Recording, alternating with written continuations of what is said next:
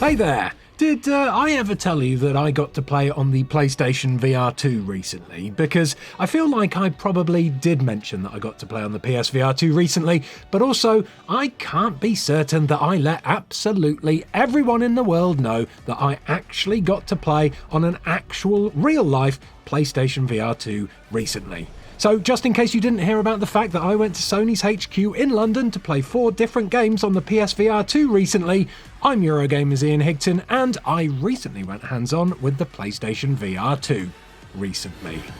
Self-promoting boastful jokes aside, I actually had the best time playing on the PSVR2, and if you're someone who has only experienced VR gaming on the original PSVR, once you get your hands on this lovely bit of kit, I can pretty much guarantee that it will blow your beautiful mind.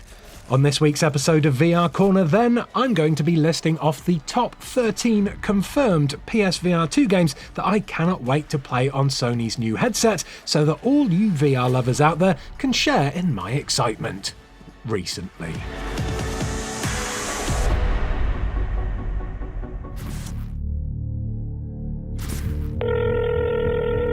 Firewall 0 Hour was one of my all-time favourite PSVR titles, and this tactical shooter delivered some superb Rainbow Six Siege-style gameplay that just felt phenomenal to experience in VR.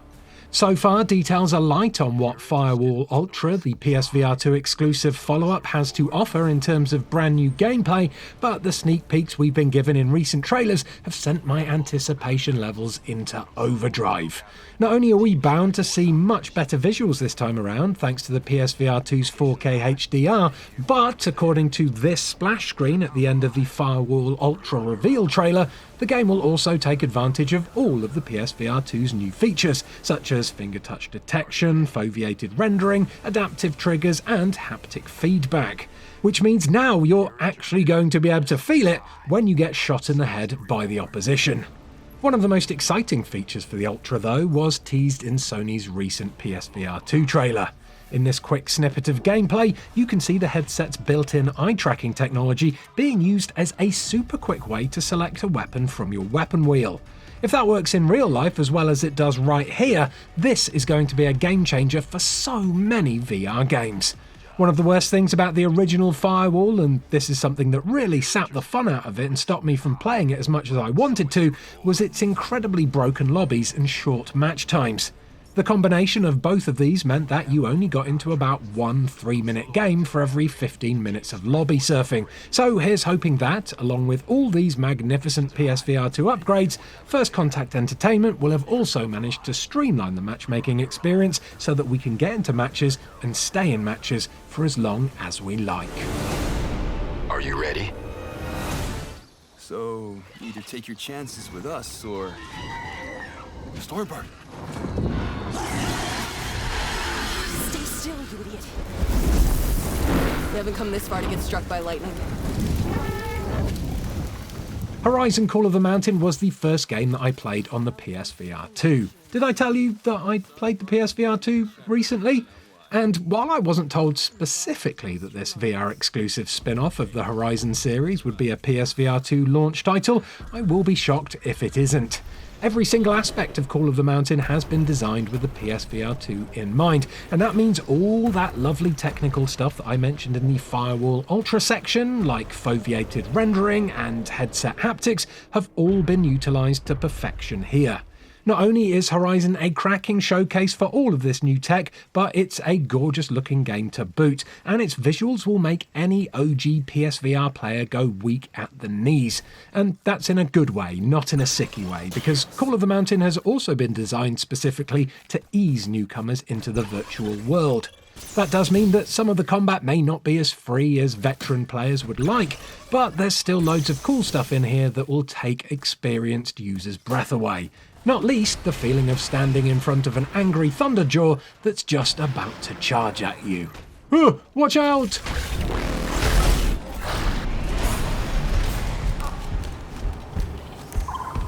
I said out! Talking about good introductions to VR, Star Wars Tales from the Galaxy's Edge Enhanced Edition here should be the perfect title to ease newcomers into the virtual world. Originally a Quest exclusive, Star Wars Tales from the Galaxy's Edge Enhanced Edition, or SWAT-FUT-G for short, has been rebuilt to take full advantage of the extra power afforded by the PSVR2. So expect way better visuals than you would have ever seen on Meta's standalone headset, along with all the other usual eye tracking and headset haptic features that you might expect. Due to the fact that this is a recreation of a Quest game, the core gameplay here is going to be rather linear and simple, which is something that VR veterans may sniff at, but if you're a Star Wars fan, there's still a really immersive world here for you to enjoy, even if it doesn't deliver as many wow moments as something like Call of the Mountain might. Fresh VR adopters, however, will find that SWAT-FUT-G is the perfect place to learn the VR ropes and get to grips with the controllers and the movement schemes. Here, in the quiet confines of Cecil Slack's cantina, there's loads of cool little incidental items to pick up and play with, including a futuristic dartboard and a drum kit. And then, once people feel comfortable, they can head out into the wilds of the planet Batuu, where they'll get to do all the cool Star Wars stuff we've seen in the movies, like firing blasters and lobbing thermal detonators at angry stormtroopers. And who knows, maybe you'll even get to grips with a lightsaber or two as well. Honestly, this may not be the biggest or best game on this list, but it's definitely one of those childhood dreams come true experiences that makes virtual reality feel so magical.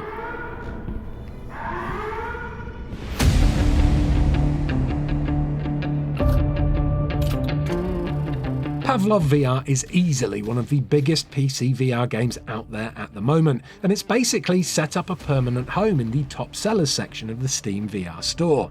Sadly, the PSVR2 won't be getting the full version of Pavlov VR, so that means no crazy modded game modes and things like that, but it will be getting the spin-off Quest version, Pavlov Shack, which is far and away one of the best competitive multiplayer VR shooters available on that headset.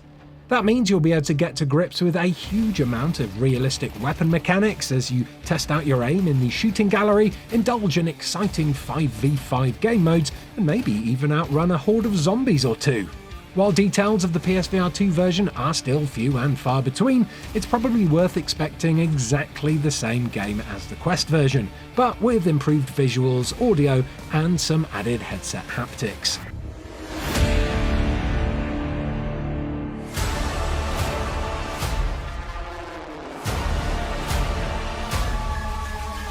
If there's one thing your boy Ian here is good at, it's betraying his mates. So that's why I'm really looking forward to the official VR version of Among Us VR. I actually played a fan-made version of Among Us VR in a previous VR corner, and it was actually a hell of a lot of fun, especially seeing as the addition of VR made those accusations feel way more personal than before. The PC version of Among Us VR is due to arrive sometime around Christmas this year, so what better way to celebrate the launch of a brand new VR headset than by stabbing your friends in the back and then flushing them out of an airlock. Ah, bliss.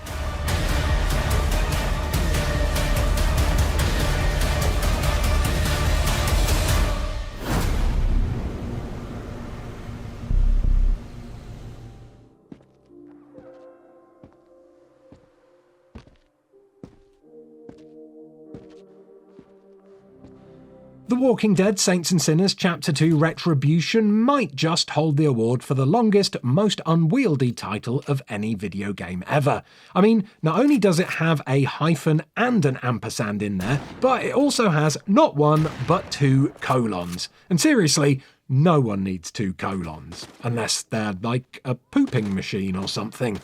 Despite the long name, TWD SNS Chappie 2 Retribution is the sequel to one of my favourite VR games ever, and because of that I cannot wait to jump back into the tourist's story and discover more of New Orleans' secrets, all whilst stabbing multiple zombies, and probably humans too, in the head with a massive knife. After playing a demo of TWD SNS Chappie 2 Retribution at the PSVR2 event that I might have mentioned earlier, I can safely say that while it doesn't really change the formula too much, it does add a whole load of new weapons to play with, and some really gorgeous new locations to stealth your way through. TWD SNS Chappie 2 Retribution is definitely one for those with strong VR legs, thanks to the intensity of the action and the realistic weight given to all the weapons. But when it comes to immersion, you can guarantee that this one will make you forget that there's a real world outside of your headset. Stupidity, rewarded, addicted, generation.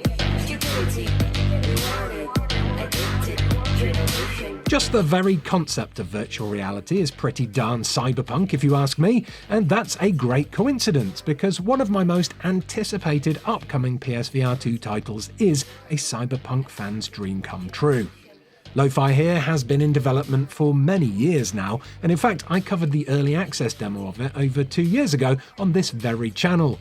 Since then, this incredibly moody, super immersive, retro-futuristic detective game has only gotten bigger and better, and I cannot wait to explore every inch of City Block 303 once the full game releases. Unfortunately though, that release date is TBC 2022 for PCVR, with no news on a PSVR2 release date yet. But if it does come out on PC this year as predicted, we might not have to wait too long after the PSVR2's release to get our Blade Runner roleplay on.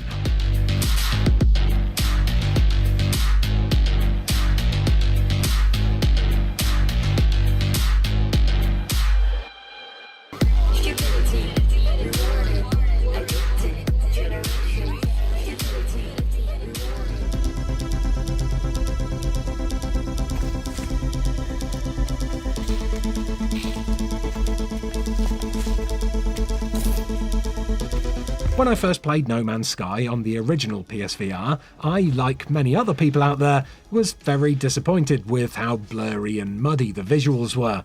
I literally couldn't think of anything cooler than exploring the infinite galaxies of No Man's Sky in VR, but when it ended up looking like someone had smeared honey all over my eyeballs, I quickly lost interest. Just after the launch of the PS5 though, there was an update to the game that improved the visuals a little, but sadly it still wasn't perfect. 2023 though, now that's when the PSVR 2 comes out, and that's when I'm finally going to be able to have the spacefaring adventures that I've been imagining in my mind's eye ever since No Man's Sky VR was announced. And there's so much more to the game now too, so this is going to be one time-consuming, awe-inspiring VR experience like absolutely no other.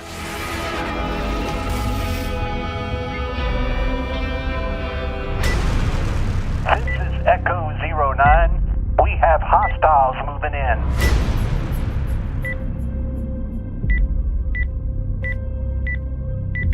I need one more second. When I streamed the original PSVR version of Alvo, I wondered out loud if it would be the PSVR's answer to Call of Duty, and after playing it, as far as I was concerned, it was. The fast-paced, COD-like PvP modes were incredibly fun to run and gun my way through. It was easy to pick up and get into, and really, the only downside to the game was the fact that the lobbies dried up pretty soon after release.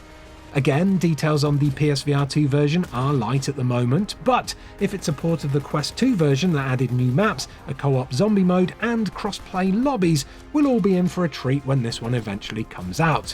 But, you know, let's all promise to keep the game heavily populated this time, okay?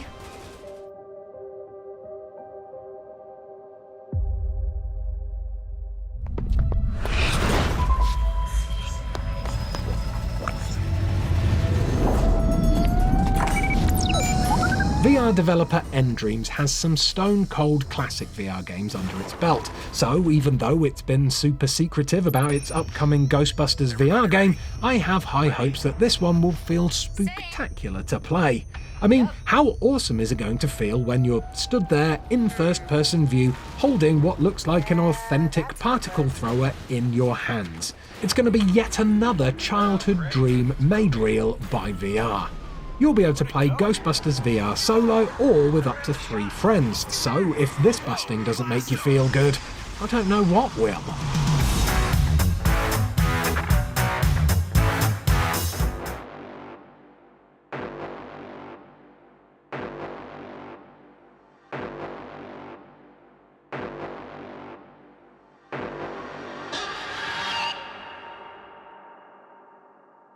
From one type of ghost to another next, as I move on to Ghosts of Tabor. One genre that the original PSVR was sincerely lacking was the realistic military simulator style game that popped up quite a lot on other headsets. Hello to the excellent Onward especially. Ghosts of Tabor, or Tabor, or whatever it's called, is scheduled for release on PSVR in March 2023, which hopefully will be around the same time that the PSVR2 launches. Go on solo missions, or with squads of up to 4, plan your attack, assemble weapons, reload guns realistically, and then get shot in the face as soon as you blunder out into the open like an absolute noob who's never had any actual military training in their life. Or at least, that's how I'll end up playing it anyway.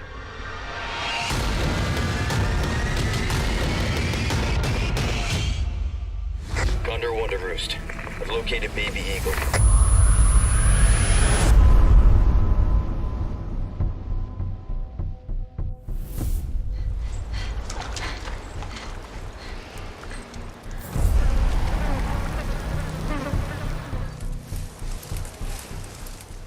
We've already had one excellent Resident Evil 4 VR remake release recently, but hell, it's such a good game, why not pump out another one just for the hell of it? You know you'll play it anyway. This Resident Evil 4 remake isn't just a remaster of the original game like the Quest version was though, this is an actual ground-up remake of the original, similar to how Resi's 2 and 3 were done. How VR is going to play into this version at this point is yet to be seen though. All we know about the PSVR2 version at this point is that it's in development, thanks to this little teaser at the end of Sony's State of Play reveal trailer. Interestingly though, every version of the Resident Evil 4 remake trailer that's been released since this one has had that statement completely scrubbed from it. So who knows what the hell is going on with it. But if it lives up to the next game on this list, it's going to be a must-play VR game anyway. This time, it can be different. It has to.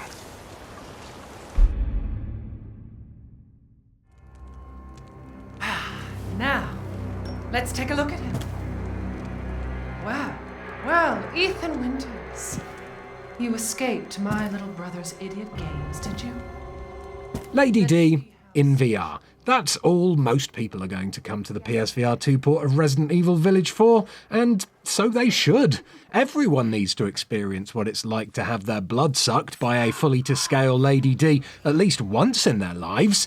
It's an experience that you definitely won't forget in a hurry, that's for sure. Of course, there's other good stuff in here too, including some absolutely incredible visuals and haptic headset feedback that will make for a truly immersive experience. Want to really feel those flies buzzing around your head? Well, unlike Prey Dog's wonderful flat screen to VR mod for Resi Village, with the PSVR 2 version, that will be entirely possible. But this official release improves on Prey Dog's mod in loads of other ways too, including the ability to dual wield the knife and the pistol and reload all of your weapons physically. After playing this one at a PSVR 2 hands-on event recently, I can confirm that this version of Resident Evil Village will be the best way to experience the game so far. I just wonder how Capcom is going to handle the bit where Ethan is carrying the baby at the start. Surely I won't be allowed to dunk its head in the dipping sauce in this version, will I?